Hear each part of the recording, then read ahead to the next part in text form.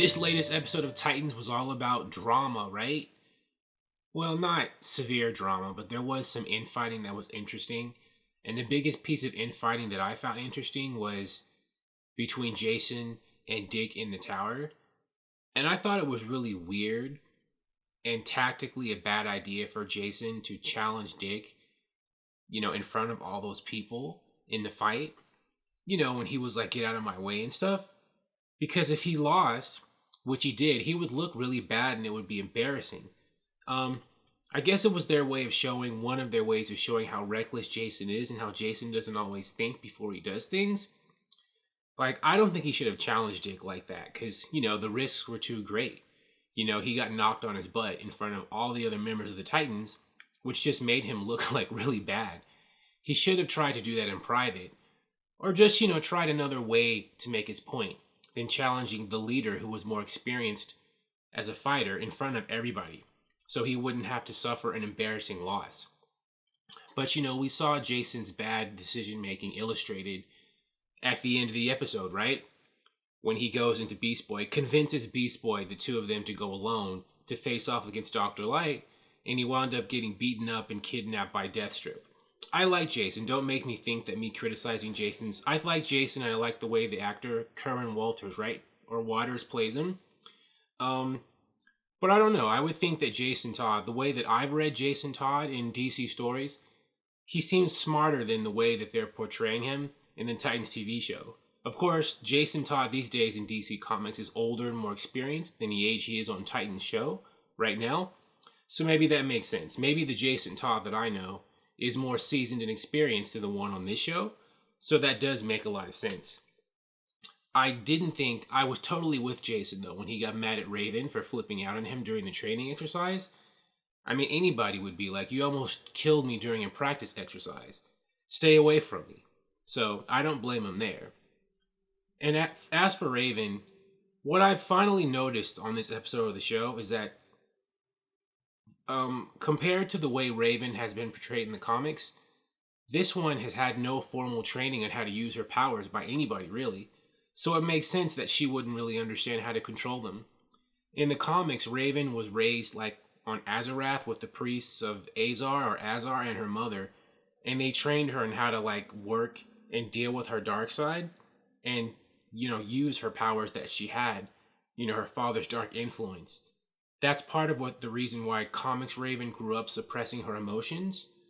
But the one in the show hasn't had any of that training. They've changed her origin so much.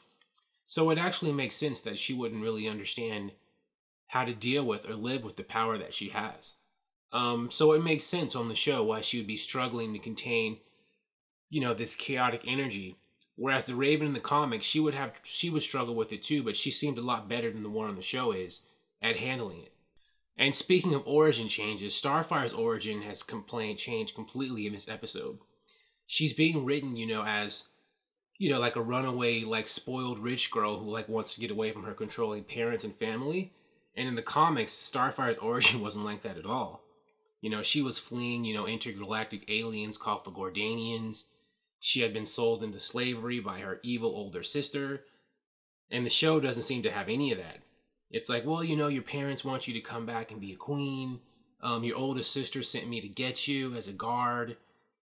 And, almost as if, they just want their baby sister or baby daughter back. Where are you, honey?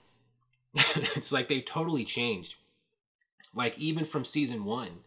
Season 1 portrayed Starfire as like an undercover sleeper agent or something who lost her memory and was sent on a mission to do something. To stop Raven and Trigon from destroying, the world and then taking that destruction to her home world of Tamaran. But here, it's like they totally aren't like addressing any of that. It's like Starfire's reason for being on Earth in season 2 is completely different than why she was on Earth in season 1. Kind of like the way that there's a huge difference. I think this is part of them, lightening the Titans up for season 2. We have kind of the kinder, gentler Titans this season for the most part, compared to season 1 when they were all, mostly kind of ruthless and very brutal dealing with people. This season, it's like they're more, I guess, softer. I think, maybe the writers and directors are responding to some of the criticisms of season 1. Because one of the biggest criticisms of season 1 is that the Titans were really like, they were kind of excessively bloodthirsty. However, it seems like they might be maintaining Starfire's bloodthirst, because in episode 1 of season 2, who was it? It was Raven or someone who said if Starfire was here, these criminals would be dead or something. So I think they're maintaining Starfire's, brutality. And Starfire was pretty brutal in the comics, so that actually does fit with her character. Dick Grayson, on the other hand, this is a kinder, gentler Dick Grayson than from season 1, definitely. We haven't seen Hank suit up as Hawk yet in this season at all, because it's been established in this season so far that I guess he can't be Hawk without using drugs.